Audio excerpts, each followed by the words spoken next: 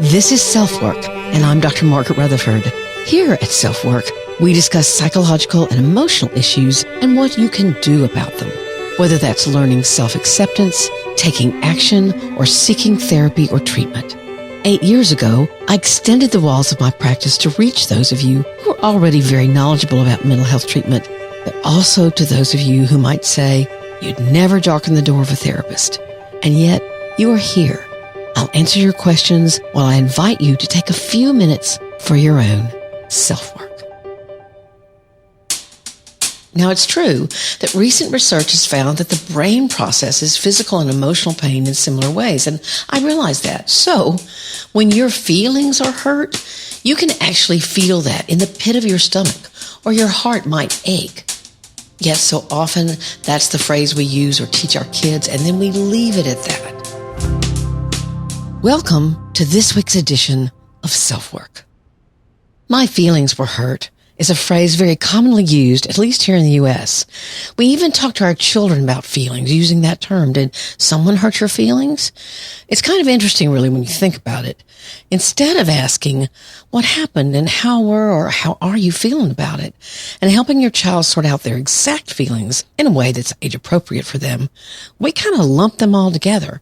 When I thought about that for a moment, I realized that many of us carry that lumpy mess of hurt feelings into our adulthood. And instead of being able to recognize and express something like, I didn't like the joke you told and would prefer you not to make those kinds of jokes around me, we say, your joke hurt my feelings. Or instead of saying, I want you to ask me what I think and what I'd like, instead of assuming you know.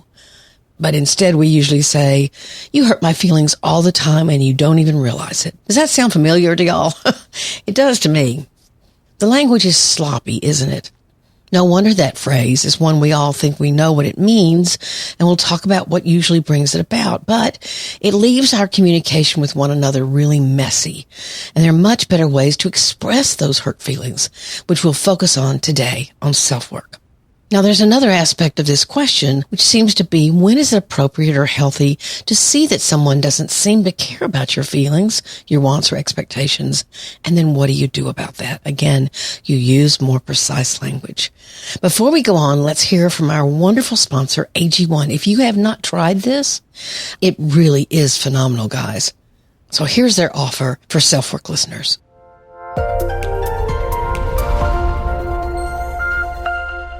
If you're a longtime listener, you might know I've been drinking AG1 for at least 4 years. When I started drinking AG1 daily, I could feel such a difference in my stamina. And when I would forget it on trips, which they have travel packs, so there's no excuse, I'm very aware of that lack of stamina. I recommend AG1 to my family and friends, and even my husband, who usually swears off things like this, has started drinking AG1. And he always tells me, as do my friends who are drinking it, that they feel like they're getting the nutrients their body craves. That's because AG1 is a foundational nutrition supplement that supports your body's universal needs, like gut optimization, stress management, and immune support. Since 2010, AG1 has led the future of foundational nutrition, continuously refining their formula to create a smarter, better way to elevate your baseline health. So get your free 1-year supply of vitamin D3K2 and 5 free AG1 travel packs with your first purchase. Go to drinkag1.com/selfwork. That's drinkag1.com/selfwork. I promise you, you're going to feel better.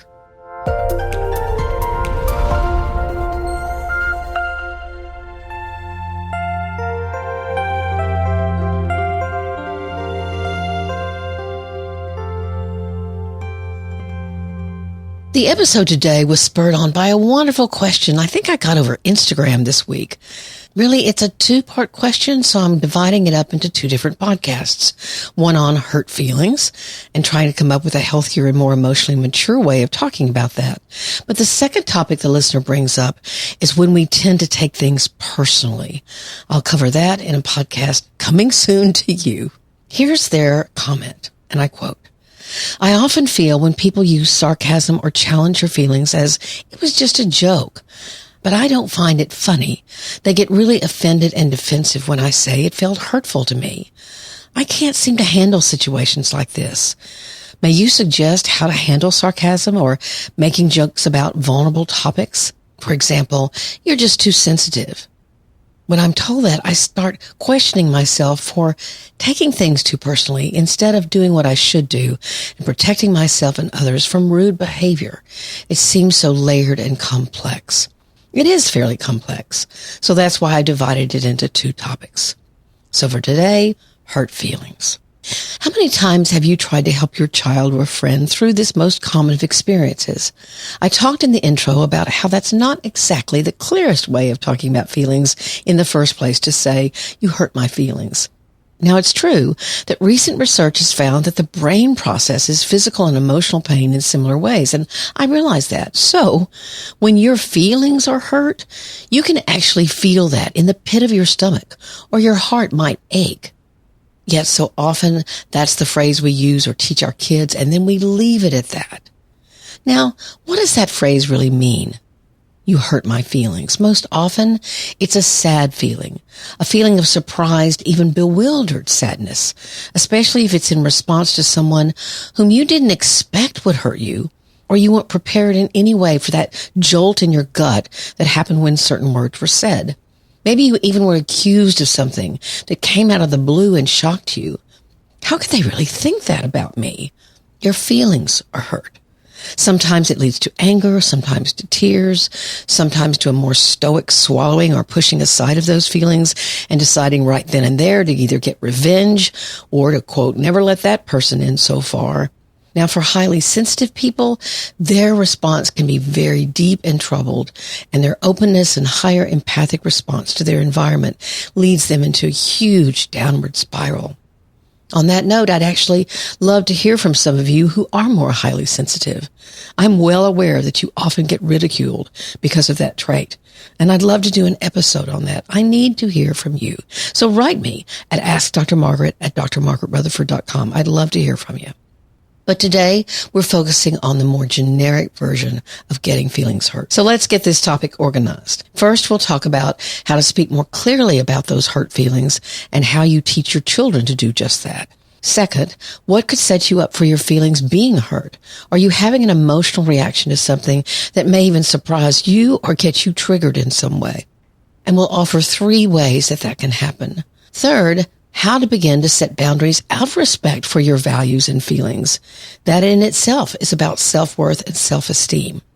And the fourth is how to handle it when you're surprised or even shocked by what was said or done. That's the structure of the episode, so I don't wander all over the place.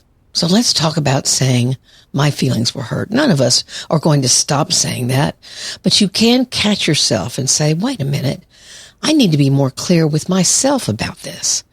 It's kind of like the words upset and bothered. I'm always asking my clients to be more specific when they say those words. I know what they mean, sure, but it actually could mean they're mad, they feel ignored, they're resentful, they're sad, they feel empty, they feel lonely, a myriad of things. Upset, bothered. Again, that could mean a lot. And hurt feelings reminds me of those 2 words. And I think, in fact, I know that it's far better to be more specific in most situations. In fact, that specificity is a skill to be able to label or identify specific emotions. It's part of becoming more emotionally intelligent and aware, and it's literally part of becoming more mature. So, that's what I'd recommend you do.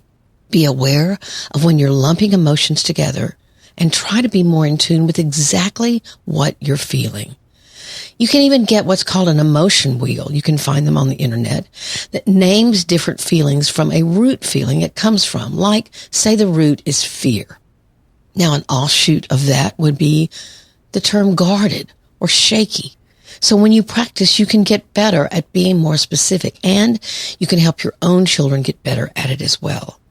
Because when you're more specific, you understand, this is the way I feel. Maybe you even understand where that comes from in you. And it can lead you to be clearer in your thoughts and your resulting actions. So, let's talk about our second point.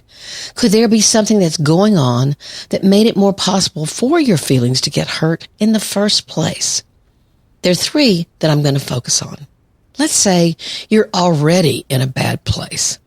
I know that when either I wake up in some kind of mood that's not good, or when I don't feel great physically, or when I'm grieving some other loss, I'm much more likely to be wearing my emotions on my sleeve, and we all do this. A comment or question that normally I'd handle just fine, I might get hurt by or take the wrong way and get my feelings hurt. I can just simply be more sensitive. So recognize that you might already be in a place where your emotional plate's kind of full, or that newer term, my emotional bandwidth is really kind of used up. And when you're aware of that and your quote unquote feelings get hurt, wait to not react to where you can respond more. And so that you don't regret your actions because your feelings were so hurt. Another situation is that whatever hurt your feelings actually touched on a vulnerability. So this is a little different than already not being in a great emotional space. What I mean here is that you're carrying around something you already have had a history with.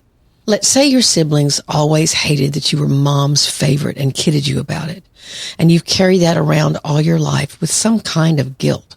And then someone wonders why you got a job over them or someone else. What'd you do to get this? They might tease. But it lands on that vulnerability, and you don't find it very funny. Here's another situation. Let's say you're very attractive, and you've been kidded about getting opportunities because of it. So if someone makes a joke about it or a comment, your feelings are more likely to get hurt because it touches a very vulnerable spot. Recognizing that, wait a minute, the reason why I'm getting so upset about this is something I've been carrying around. This is something that through my history I've had to deal with, and I don't like it. And this is another one of those examples. It helps you see it more objectively.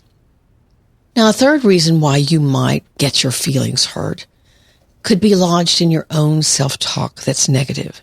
Maybe you say to yourself, I don't know why anyone likes me, or someone's going to find out what a fake I am. So your feelings may get hurt if you're questioned or kidded, or your work isn't found to be perfect. You're more vulnerable to that being talked about because, again, it's sort of like the second one. It's going to hit where you already hurt, but it's really a function more of your own self-talk, not necessarily your history. You already doubt this about yourself, so having someone else say it in some way that may be catty or not so catty, you may hide this because you don't want anybody to know that that's your negative self-talk. So when this happens and you get your feelings hurt, your tendency will be to avoid, to hide, because you tell this to yourself all the time, but for someone else to say it to you, wow, that packs a punch. But let's step back a bit. It's so important to try to understand your underlying emotions. Do y'all remember watching the first Bridesmaids movie? I mean, it was so funny. Both bridesmaids were scared. I didn't take the time to look up their names or the actresses' names, but there was an old friend and kind of a new friend. But they were also both very insecure. And the movie was all about their hilarious actions where they were being very competitive and resentful. They wanted to be the one that was most important to the bride. But if they had taken the time, and of course you wouldn't have a movie if that had happened, but if they had taken the time to say, oh yeah, I'm just as insecure as you are, which they did at the end of the movie, that led them to become even friends. When you can develop that kind of personal honesty with yourself and with others, you get better at talking about what exactly your hurt is, what the fear is underneath the hurt, and then you can go on and hopefully even find other people that know how to do that with you. Now, okay, let's take a breath. There's a whole bunch of information we've talked about so far. We're going to talk about a little more. Now we're going to talk about when and how to build your self-esteem and worth by respecting your values and the feelings that go along with them. I'm going to give you an example from my own life when I didn't know how to do this. This is a little embarrassing for me to tell you this, but okay, I'm going to be real here.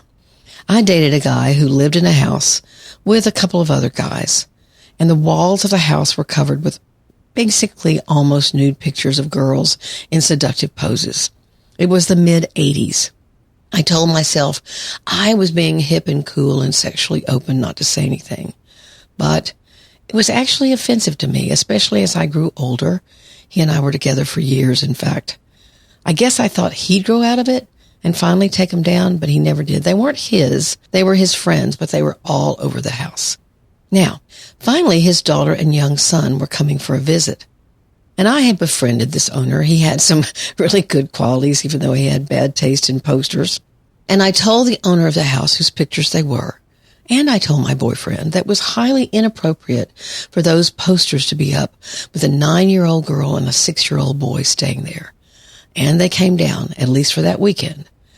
I've looked back on that and thought, well, that was a victory. But you know what? I hadn't spoken up for myself at all. Now, I understand it was this guy's house, and he had the right to have whatever pictures he wanted. So I was very pleased that when I asked him to take them down, he honored our friendship by seeing my point in doing so. Now, the fact that my boyfriend at the time and later my husband didn't make that request, that should have told me something. But I didn't see it. I didn't want to see it. But I hope you can see through that example that it was finally the situation with his kids that made me speak up for my own values. Again, knowing that he certainly had the right to have the pictures up. It was his house. Back to our topic. It's more than okay to state your values and ask someone nicely to respect them when in your presence. I was at a party years later, and someone told me and a few other people a joke that was racist to me. They all laughed, and he looked at me like I was going to laugh. Instead, I said, I don't think that's at all funny, and when you're around me, I'd like for you not to make jokes like that. Now, he shrugged his shoulders and walked off. It could have led to an argument, but it didn't. I'm sure it does sometimes. You don't state it aggressively or tell someone how stupid they are for feeling the way they do. Your values don't have to be the same as others and vice versa. But rather than feeling hurt or bad or sad or mad at yourself for not saying anything, you can speak up. Not living by your own values has consequences, right? Now again, this can be taken too far. So remember that if you speak your values and honor your feelings, know that you're not always right. The other person isn't always wrong, but your values are different and you can agree to what you can talk about. I'm not exactly sure what happened to we don't talk about religion or politics around here. And maybe that wasn't all that great either, but the pendulum has swung so far the other way. Conversations have turned into huge arguments and feeling that the other party is stupid. Now, my major point here is that you can practice and learn how to respectfully let others know your values, and then you can act accordingly. But what it takes is you being able to be more specific. It doesn't just hurt your feelings. How is your reaction tied up with your own value system? Now we get to the last point. How to act or what to do when your hurt feelings come as a huge shock. When something came out of the blue and literally knocked you to your knees. Maybe you were accused of something. Maybe a confidant told a secret that you'd entrusted them not to tell. We can all be shocked and disappointed by strangers, yes. By someone you don't even know spreading a rumor or putting something up about you on social media, spreading gossip in text threads that spread like wildfire. That kind of shock is hard enough, and our young people know that all too well. But if it comes from someone you trusted, man, your feelings aren't just hurt. You can practically crumble to the ground with a sense of betrayal and abandonment. Now this can take time, and sometimes a lot of time, to heal from your hurt feelings.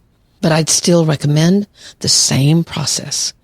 Rather than leaving it as some vague hurt, do a lot of writing or journaling, talk to friends and or a therapist about the intricacies of the hurt so that you can take it apart and better understand just exactly what you're dealing with, what you're afraid of, what you're angry about, what feels like betrayal, what may even bring you to wanting revenge, and then weighing carefully to see where that might lead you.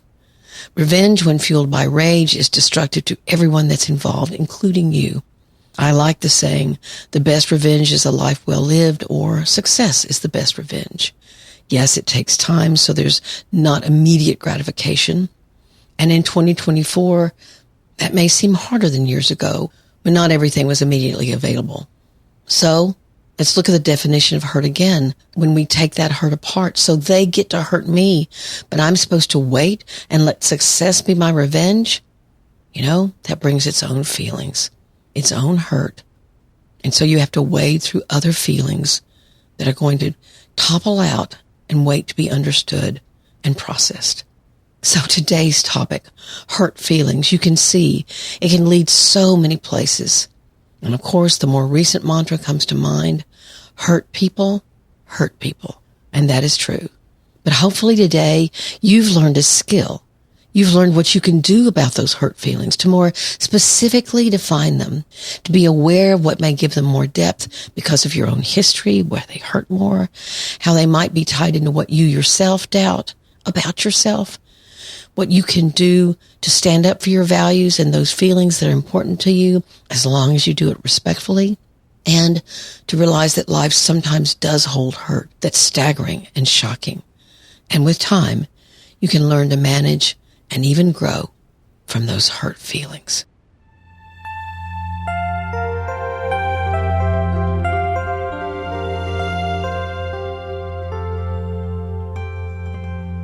Thank you so much for being here. I'm excited. In fact, I'm so honored. I really don't even know if I have the words for it. As I record this today, this is February the 1st. This will come out tomorrow, February the 2nd. My TEDx talk will have received 500,000 views. I cannot believe it. I thank you if you're one of the people that have viewed it, that have commented, that have liked it. It's led me to some opportunities. It will probably lead me to more that I'm also very touched and honored by. I could not do it without you, without people just like you who are curious about what's causing their depression, why their life looks great, but they have secret feelings that they need to stay in control of, and that actually can lead them even to thoughts of suicide. If you're one of those people, you may want to watch the talk. You may want to get my book, Perfectly Hidden Depression, as it can help you guide your way out of that space. Thank you so very, very much. And thank you, as always, for being here. Please take care of yourself, your family, the ones you love, and your community, and those hurt feelings. I'm Dr. Margaret, and this has been SelfWork.